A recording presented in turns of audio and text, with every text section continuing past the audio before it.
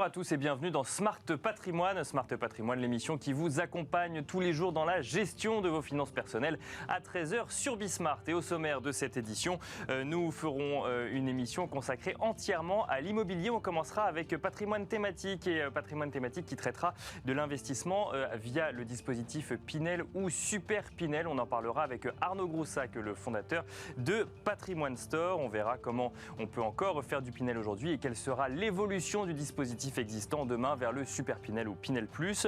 Et on restera ensuite dans la thématique immobilière dans Enjeux Patrimoine avec un premier bilan de cette année particulière que nous avons connue en matière d'immobilier.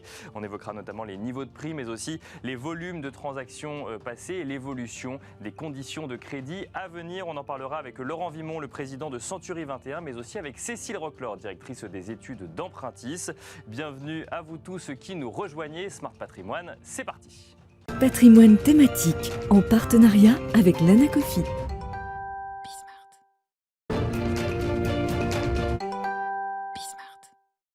Et on commence donc avec Patrimoine thématique, un patrimoine thématique consacré au dispositif Pinel, mais également Super Pinel. Pourquoi on en parle aujourd'hui? Parce que le dispositif Pinel est existant, vous pouvez déjà y avoir accès, mais il va évoluer. Il y a des discussions au sein du gouvernement d'ailleurs qui ne sont pas encore complètement terminées, même si beaucoup de choses sont déjà actées. Il va évoluer vers un Super Pinel, également appelé Pinel Plus. On en parle tout de suite avec Arnaud Groussac, fondateur de Patrimoine Store. Bonjour Arnaud Groussac. Bonjour Nicolas. Bienvenue sur ce plateau. Alors on peut peut-être rapidement rappeler ce que c'est que le dispositif Pinel avant d'aller vers les évolutions de ce fameux dispositif. Quand on parle de Pinel, on parle d'investissement dans le neuf et on parle d'avantage fiscal. C'est les deux choses qu'il faut retenir. Exactement, c'est les deux principales choses. Donc vous achetez un logement neuf dans le but de le louer en tant que résidence principale pour votre locataire, pas Airbnb, sur une période de durée de 6, 9 ou 12 ans. Et en contrepartie, vous avez une économie d'impôt tous les ans sur votre montant d'impôt à payer, donc qui représente 2% du montant du prix d'achat du bien et des frais de notaire. Voilà. 2% par an du prix d'achat du bien effectué par exemple à l'année 0, ensuite j'ai 2% d'économie d'impôt en année 1, puis en année 2, exactement. Puis en année 3, à partir du moment où vous êtes livré de votre bien, ce n'est pas votre acte notarié, c'est la livraison de votre bien qui déclenche cette réduction d'impôt que vous allez déclarer et que vous allez récupérer comme une réduction d'impôt classique d'emploi à domicile par exemple. Et ça ne fonctionne que pour le neuf, c'est ça ? Alors, il y a le Pinel qui existe pour du réhabilité. C'est très confidentiel, mais ça existe aussi. Il faut que les programmes subissent la même transformation que du neuf, donc remontent en termes de normes énergétiques. Aujourd'hui, c'est très peu utilisé parce que vous avez plutôt la réhabilitation qui s'oriente vers du déficit foncier ou du Malraux. Mais vous pouvez avoir des petits programmes avec du Pinel réhabilité. Ça peut exister.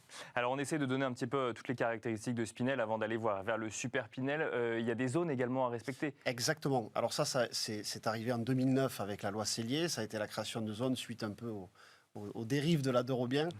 Vous avez 3 zones principales en France aujourd'hui, A, B et C. Zone A, donc toutes les villes les plus chères en France, Paris, Marseille, Bassin, Genevois, par exemple. La zone B1, toutes les métropoles, toutes les communautés urbaines de plus de 250 000 habitants, donc Nantes, Bordeaux, Rennes, Strasbourg.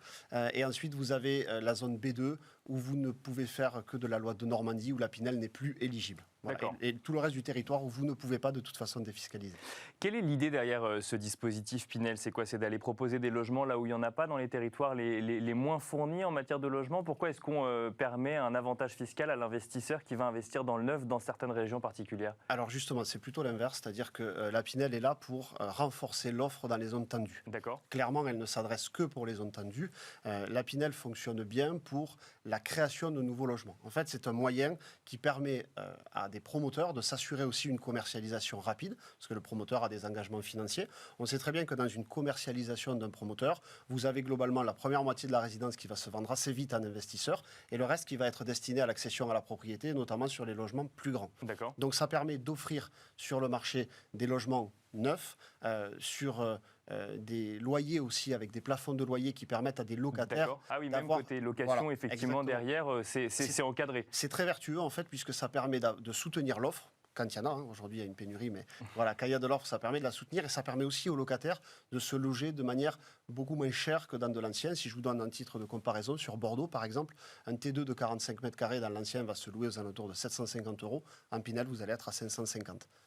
Avec des nouvelles normes énergétiques. Donc c'est très intéressant et d'un point de vue investisseur et d'un point de vue locataire. Et alors on rappelle également d'un point de vue investisseur que en termes de conditions d'octroi de crédit, là aussi on peut être avantagé parce qu'on peut emprunter 100% de son investissement. C'est toujours le cas aujourd'hui ? Alors c'est toujours le cas, ça devient un petit peu plus compliqué. D'accord, il va falloir quand même apporter un peu les frais de notaire par exemple ou les frais de garantie, ça va dépendre des banques, vraiment ça va dépendre des dossiers. Okay. Ce qui pénalise plus aujourd'hui dans l'octroi de crédit, c'est la méthode du loyer par intégration. Comme je vous disais juste avant, vous avez des plafonds de loyer, donc vous louez moins cher votre bien et la banque ne va en intégrer que 70% dans vos revenus. Donc vous allez être un petit peu plus pénalisé que dans l'ancien en termes de loyer. Donc c'est aujourd'hui la problématique. C'est plus cette problématique-là que l'apport aujourd'hui dans le financement du neuf.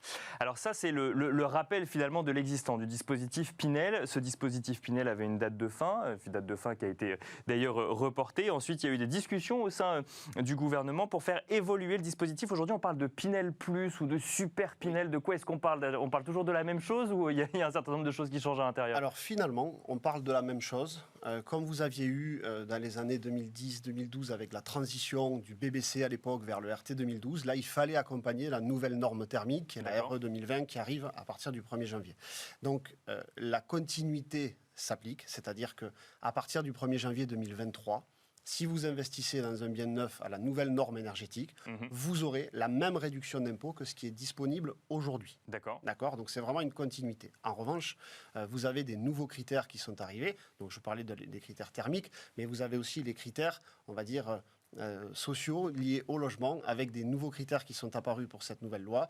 Il va falloir que les logements respectent des tailles minimales, il va falloir qu'il y ait de la double exposition à partir du T3, des extérieurs obligatoires, ça on en avait parlé aussi, c'est vraiment la conséquence liée au Covid et à ce sentiment d'enfermement qui a été pris en compte dans l'habitat de demain. Voilà. Donc en fait le dispositif reste le même, mais en gros le message envoyé c'est loger, mais loger mieux globalement ? Oui, c'est accompagnons la transition. Si vous restez sur la norme actuelle, la RT 2012, la Pinel actuelle va continuer, juste son montant de réduction d'impôt va baisser en 2023-2024. Jusqu'à extinction du dispositif à la fin de 2024.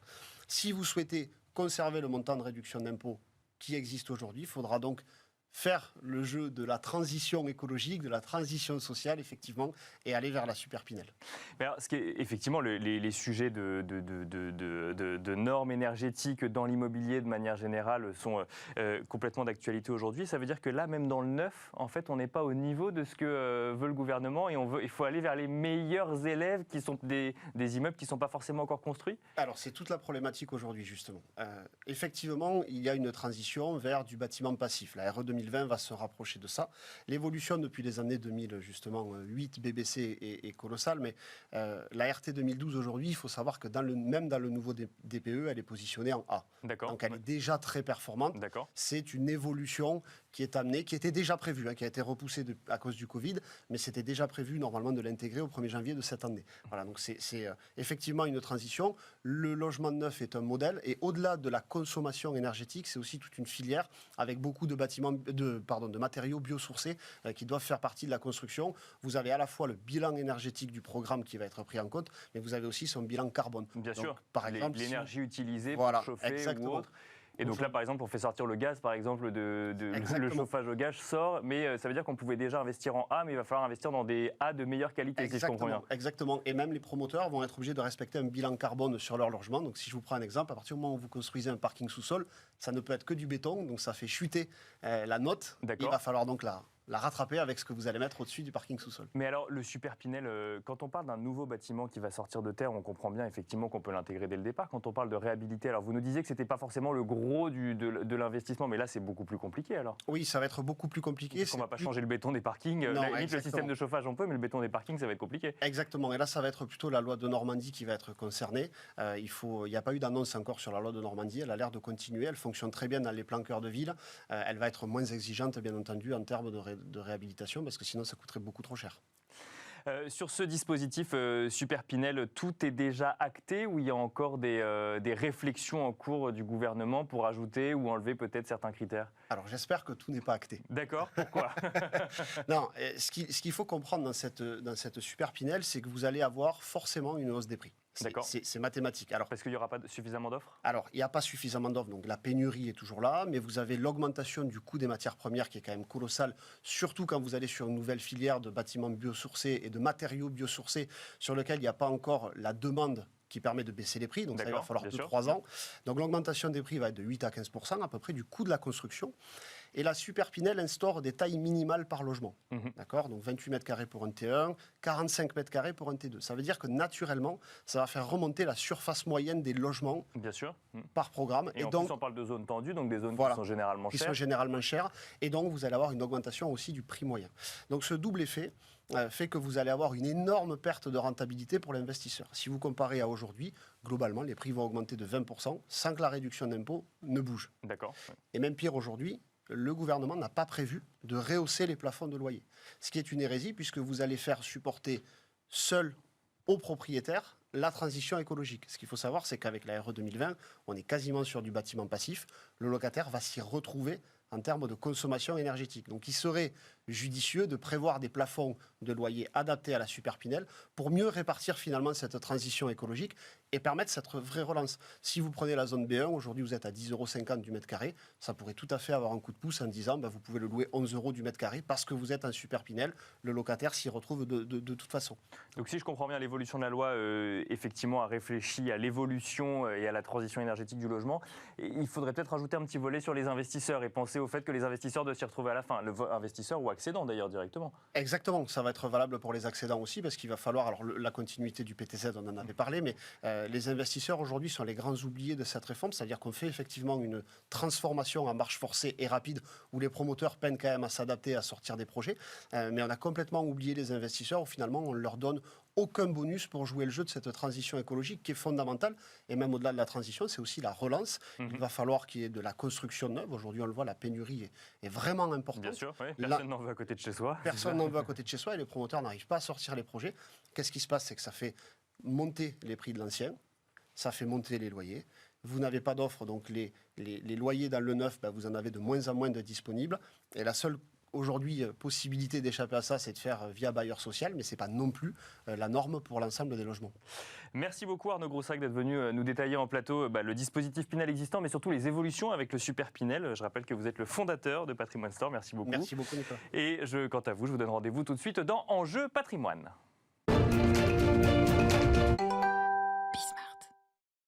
Et on enchaîne à présent avec Enjeu Patrimoine où nous allons tenter de décrypter cette année 2021 sous le prisme de l'immobilier. Qu'en est-il des volumes de vente? Les vendeurs et les acheteurs ont-ils déserté le marché comme on pouvait le craindre en début d'année? Où sont-ils revenus? Et s'ils sont revenus, où sont-ils revenus? Mais quelles conditions de crédit également à prendre en compte en cette fin d'année? Nous faisons le point avec Laurent Vimont, président de Century 21. Bonjour Laurent Vimont. Bonjour. Bienvenue sur ce plateau et nous faisons le point également avec Cécile Roclor, directrice des études d'Empruntis. Bonjour Cécile Roclor. Bonjour Nicolas. On va voir avec vous les conditions de crédit qui se durcissent peut-être un petit peu sur 2022 et également l'évolution des taux. Mais on va commencer avec vous, Laurent Vimont, sur ce marché immobilier français. Alors c'est des réalités différentes dans des zones géographiques différentes, mais de manière générale, globalement, l'année se termine dans quelques semaines. Quel est le bilan que vous pouvez faire de cette année française immobilière, Laurent Vimont? Un miracle. Un miracle. L'immobilier est un miraculé du Covid. Puisqu'on va atteindre 1 100 000 transactions en 2021, ce que personne n'avait imaginé en début d'année.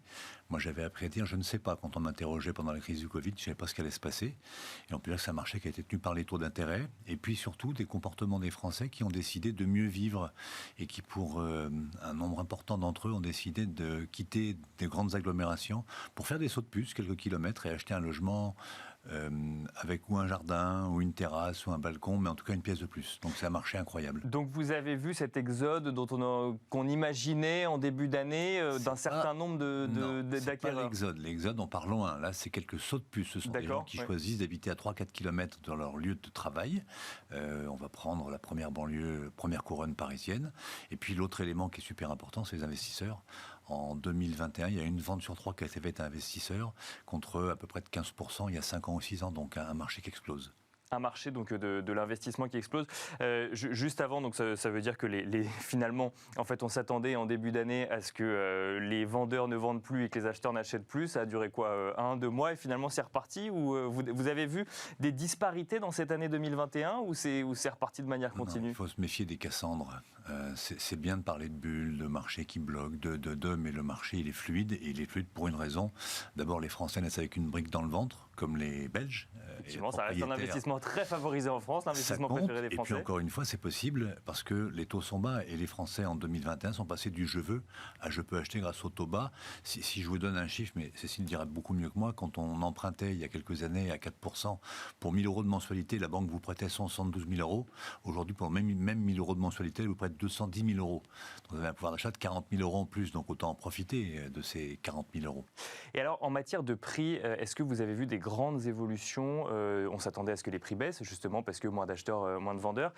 Ça a été le cas aujourd'hui. Alors, peut-être, il y a certaines villes où on a vu les prix monter, effectivement, mais de manière générale, comment se portent les prix de l'immobilier en cette fin d'année? Alors, dans un marché déficitaire, la règle de l'offre et de la demande fait qu'en général, les prix ne baissent pas quand il y a plus de gens qui veulent acheter que de gens qui veulent vendre. C'est ce qui s'est passé en 2021. Et on a vu un rattrapage des sous-préfectures, villes de province qui avaient été un petit peu délaissées dans les années 2010 à 2020, avec de fortes hausses, 6, 7, 8, 9, 10% pour certaines.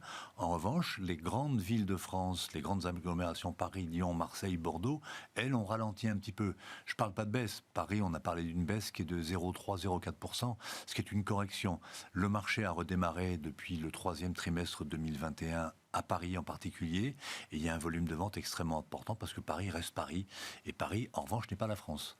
Paris n'est pas la France, effectivement. Vous nous parliez de saut de puce tout à l'heure, donc effectivement on ne parle pas d'exode, mais de saut de puce. Est-ce que vous avez vu quand même sur cette année une évolution des critères de ceux qui voulaient acquérir, non pas pour investir, mais pour y vivre, avec potentiellement un balcon, peut-être un accès à un jardin, ou juste la proximité d'un parc ou d'un espace vert? C'est le mieux vivre. Il y a de nombreux ménages français qui ont été confinés dans 70 mètres carrés à 3 ou 4 personnes, ce qui est un peu compliqué, et qu'on dit plus jamais ça. Et donc ils ont décidé de réaliser un patrimoine qui était important, 700 000 euros dans Paris, 70 mètres carrés. 700 000 euros que vous déplacez de 5 km, ça fait 100 mètres carrés. Et donc c'est bien, ou bien un balcon, ou bien une terrasse, ou bien une pièce de plus. Dans tous les cas, mieux vivre son logement et profiter des plus-values importantes des grandes agglomérations pour se déplacer un petit peu et avoir un logement plus grand et plus confortable. Ça, c'est un vrai phénomène. Est-ce que ça veut dire que le bien petit en centre-ville, qui n'a pas accès à beaucoup de lumière, lui a perdu de la valeur, alors qu'il y a quelques années, il aurait pu bénéficier d'une euphorie liée au quartier ou autre? Non, il ne perd pas de valeur parce qu'avec 1 100 000 transactions, il y a quand même un marché très dynamique. Donc le marché a ralenti un peu ses volumes. Moi, j'ai dit l'autre jour, on est passé de la frénésie à la raison. Et le marché, il est en train de corriger gentiment, il atterrit en douceur. Et donc sur le marché, avec des taux qui restent historiquement bas aujourd'hui, on risque d'avoir une année 2022 qui ressemble étrangement à 2021. Avec toujours potentiellement donc ces sous-préfectures dont vous nous parliez qui avaient mis un petit peu plus de temps à démarrer en matière de hausse des prix, qui elles vont continuer à être sur une dynamique, un marché immobilier dynamique sur l'année qui arrive. Mais ça vous étonnerait pas? Je ne serais pas étonné. Voilà, ça, c'est une bonne synthèse. Et en ce qui concerne les grandes villes, quand on parle de Lyon, Bordeaux, Marseille ou Paris, là pareil, vous pensez que le marché, vous seriez étonné que le marché reparte à la hausse, ou au contraire vous ne seriez pas étonné qu'il reste un petit peu plus calme? De retour, je ne sais pas dans quelle proportion, on va peut-être mettre de côté les hausses de 10% qu'on a connues entre 2010 et 2021, mais ce qui est certain, c'est que le marché est dynamique. La différence, c'est qu'il y a un équilibre un peu plus important entre les acheteurs et les vendeurs. On a connu à Paris une époque où vous aviez 50 acheteurs pour un vendeur. Aujourd'hui, ils sont plus que 20. Entre parenthèses, donc il y a une vraie pénurie, il manque en France entre 500 000 et 800 000 logements, donc dans ce type de marché, il ne faut pas imaginer des baisses de prix durables, sauf s'il y a un retour important de la hausse des taux. Cécile Roclor, ça fait une transition toute trouvée vers justement votre analyse de cette année 2021, les taux. Alors les taux, on a l'impression qu'ils sont restés quand même globalement bas toute l'année. Ils ont même baissé, effectivement, entre le début et la fin de l'année. Là, à décembre 2021, quelle est la situation des taux d'intérêt pratiqués par les banques? Elle est assez incroyable, Nicolas, parce qu'en fait, habituellement, on a un effet saisonnier au mois de décembre. Les banques remontent un petit peu les taux, elles veulent calmer le jeu, elles vont prendre des vacances comme tout le monde. Et là, cette année, pour la première fois, on a une baisse. on a récupéré le taux plancher qu'on avait obtenu à la fin de l'été, 1% sur 20 ans, parce qu'on a 6 banques sur 10 qui ont baissé leur barème au mois de décembre.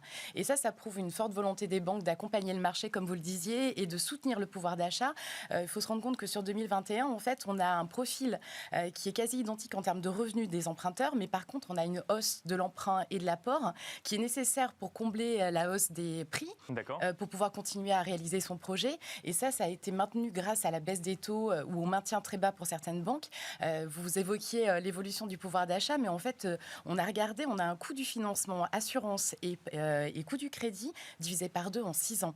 C'est énorme parce que ça resolvabilise énormément de ménages et ça permet à beaucoup de réaliser un projet malgré la hausse des prix. Alors, c'est amusant ce que vous nous dites, parce que ça veut dire que du coup, ça nous coûte moins cher aujourd'hui d'emprunter pour acheter un appartement ou une maison, même si par contre l'appartement ou la maison peut être amené à coûter plus cher dans certaines villes, comme on l'a vu. En tout cas, pour réaliser le même projet, vous allez pouvoir emprunter plus. Alors il faudra aussi plus d'apports, parce que les revenus n'ont pas augmenté comme les prix sur les dernières années. Donc pour combler l'écart, il va falloir mettre plus d'apports, donc plus d'épargne dans votre projet.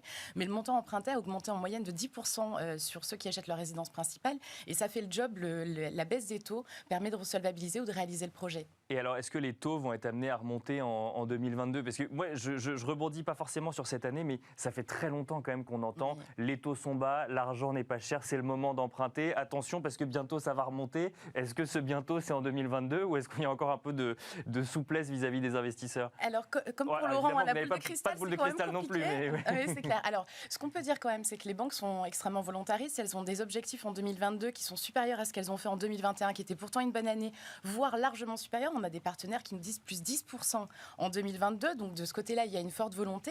Maintenant, il y a des éléments qui vont peut-être jouer contre nous. L'inflation, les décisions de la BCE en matière de taux. Tout ça, ça va venir influencer la stratégie des banques.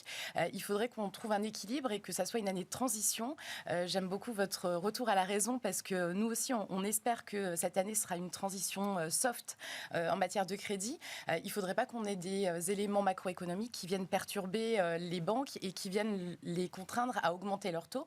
Parce que là, si on a une augmentation des taux et pas de baisse des prix, on aura forcément un élément de blocage. Alors, il sera limité, mais il va quand même avoir un impact sur le marché. Pour bien expliquer pour l'épargnant ou l'investisseur qui veut acheter, que ce soit une maison ou un appartement. Donc, en fait, son taux d'intérêt va être défini selon plusieurs critères. Déjà, parce que la banque va se financer vis-à-vis de la Banque Centrale Européenne. Et donc, ça peut avoir une influence sur le taux qu'elle va pratiquer. Pas que, il y a aussi des décisions commerciales et des situations de concurrence.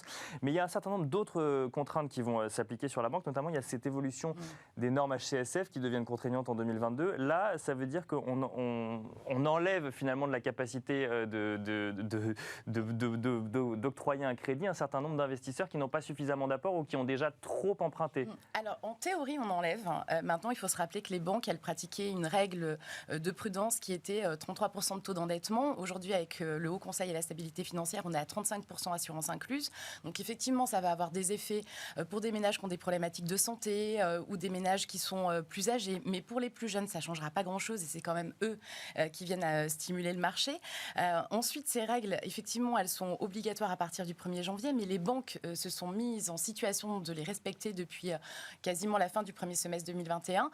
Donc, on va plutôt avoir des ajustements qui sont à la marge. Et puis, il faut se rappeler que les banques, elles ont 20% de leur production de nouveaux crédits sur lesquels elles peuvent déroger à ces critères, 35% et 25 ans de durée. Et 20%, ça permet quand même à de nombreux projets de passer. Si toutefois, vous respectez quelques règles, on a un retour à des fondamentaux de marché en matière de financement. Il faut bien préparer son projet. Il faut avoir mis un peu d'épargne de côté pour payer les frais parce que ça, les banques sont plus prudentes dans le financement de ces frais annexes qui sont les droits de mutation à titre onéreux, les frais de garantie du prêt. Mais si vous avez préparé votre projet et que vous avez une saine gestion et que votre profil est plutôt rassurant pour la banque, il n'y aura pas de problématique en 2022, pas plus qu'en 2021. Et alors, quand on parle de préparer son projet, moi, ça me rappelle du coup cet environnement un peu compliqué à comprendre en termes de loi climat, de transition énergétique de l'immobilier, d'évolution des DPE. On a connu un imbroglio d'ailleurs sur les nouveaux DPE. On ne sait pas réellement si maintenant c'est complètement arrêté ou si on va encore faire évoluer. D'ailleurs, on sent qu'il y a une petite pause du côté du gouvernement dans cette évolution de transition énergétique de l'immobilier parce qu'on essaye d'être sûr de ce qu'on a déjà mis en place au niveau des DPE avant d'aller plus loin. Laurent Vimont, est-ce que ça, c'est de nature à faire peur ou aux aux épargnants accédants ou aux investisseurs ou même aux professionnels de l'immobilier de plus trop savoir si du jour au lendemain un bien pourrait perdre la totalité de sa valeur locative? Alors peur, peut-être pas, inquiet, certainement. On est en face d'un système qui n'a pas l'air tellement fiable. Il y a des milliers de logements qui ont changé de note entre l'ancien nouveau et le nouveau. Est-ce qu'il y aura un nouveau? C'est probable, en tout cas je l'espère. Mais dans tous les cas, ce dispositif, il exclut du marché de la location entre 4,5 millions d'après le gouvernement et 7 ou 8 millions de logements. En copropriété, il faut savoir que le copropriétaire seul ne peut pas changer sa note puisque les évolutions qui vont modifier la note, elles concernent la copropriété, c'est le mode de chauffage et l'isolation en particulier. Après, dans le mode de calcul, il faut aérer son logement 5 minutes par heure, toutes les heures. Enfin, il y a des invraisemblances incroyables qui dégradent bien sûr la performance que le chauffage part en général à l'extérieur quand on nous fait. Donc il y a des incohérences totales sur le dispositif. J'espère qu'il va encore évoluer. La contrainte, c'est que des logements ne seront plus louables entre 2023 et 2024, je crois, ou 24-25, j'ai plus les bonnes années en tête. Ça aura sûrement un impact sur le marché, lequel je ne le sais pas. Mais encore une fois, la conséquence est dramatique. C'est le locataire. C'est-à-dire que si vous faites sortir du marché 5 millions de logements, il y a 5 millions de locataires qui ne pourront pas se loger. Mais c'est quand même une équation assez compliquée pour le gouvernement, parce que d'un côté, il faut que l'immobilier amorce sa transition énergétique, quand je dis amorce, ou en tout cas la continue, et de l'autre côté, effectivement, il faut continuer à pouvoir loger les gens, et donc il faut d'un côté forcer ceux qui peuvent faire cette transition à la faire, et de l'autre éviter de se retrouver avec encore plus de logements non disponibles, entre guillemets, pour les locataires. Sauf si le thermomètre est cassé. Et là, il est cassé pour moi. C'est-à-dire que le DPE, c'est pas le bon outil. En tout cas, on ne peut pas sortir d'un seul coup, en claquant des doigts, plusieurs milliers de logements comme ça, parce qu'on décide qu'il faut rénover, ou alors avant, c'était faux. Enfin, il y a pour moi une incohérence totale dans l'évolution du DPE. Il faudra peut-être le faire modifier à nouveau. Et peut-être un changement trop brutal, si je comprends bien. C'est un virage à 180 degrés, ce qui n'est jamais bon. Ce qui n'est jamais bon. Cécile Roclor, quand vous échangez avec les banques ou même quand Empruntis se discute avec les investisseurs, cette notion de DPE, de ces fameux DPE notés G, F ou E qui vont sortir progressivement du parc locatif, c'est quelque chose qu'on prend en compte quand on regarde la valeur d'un bien et quand on regarde le projet d'un épargnant? Alors on le regarde surtout côté financement parce qu'en fait, si vous voulez acheter un bien et que vous êtes aux alentours de 30 ou voire un peu plus % de taux d'endettement, votre marge de manœuvre pour rénover le logement, elle est extrêmement limitée. Et la banque va regarder ça. Si j'achète un bien en catégorie F ou G et que j'ai pas beaucoup de ressorts financiers pour ensuite financer la rénovation énergétique, ça peut être un point de blocage pour mon projet, sauf à être investisseur locatif où là, pour le coup, il y a des loyers qui vont être perçus. Et donc, ça peut faire le job de remplacer une partie du taux d'endettement. Encore faut-il avoir la trésorerie quand même pour faire les travaux à un moment. Mais c'est pour ça d'ailleurs qu'il y a de plus en plus de banques qui vont privilégier les multi-investisseurs et qui vont préférer financer un multi-investisseur qui au moins a son deuxième bien parce qu'on sait qu'il y a déjà un socle de loyer perçu plutôt qu'un nouveau investisseur qui, lui, n'a pas de marge de manœuvre s'il n'a pas énormément d'épargne résiduelle. On a un ordre de grandeur du coût d'une rénovation énergétique, je ne sais pas, c'est 5, 10, 15% du prix du bien? Non, on ne sait pas, ça dépend vraiment de la situation. Ça dépend énormément du bien et ça dépend où vous l'achetez, puis ça dépend effectivement, vous parliez de la demande, Laurent. Aujourd'hui, il y a beaucoup de demandes sur le marché de l'immobilier, il n'y a pas assez de biens et ça joue plutôt en faveur de la vente de biens. Merci beaucoup à tous les deux. Merci Cécile Roclor, directrice des études d'Empruntis. Merci Laurent Vimont, président de Century 21. Merci de nous avoir d'être venu faire un premier bilan de ce marché immobilier sur l'année qui vient de s'écouler, mais également de nous avoir partagé ce qui va l'animer ou en tout cas ce qui pourrait faire jouer ce marché immobilier en 2022. Et on se retrouve demain pour un nouveau numéro de Smart Patrimoine.